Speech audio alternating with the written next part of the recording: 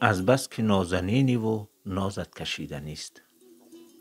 از بس که نازنینی و نازت کشیدنی است، دشنام که از دهان تو باشد شنیدنی است.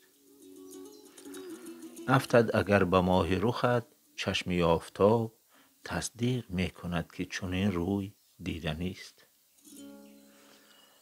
خود می مکی لبت به شگفتم که از کجا، دانسته ای لب نمکینت مکیدنی است. آرام و تاب و صبر و قرارم ربوده است. آرام و تاب و صبر و قرارم ربوده است، شیرین لبی که شهد وصالش چشیدنی است.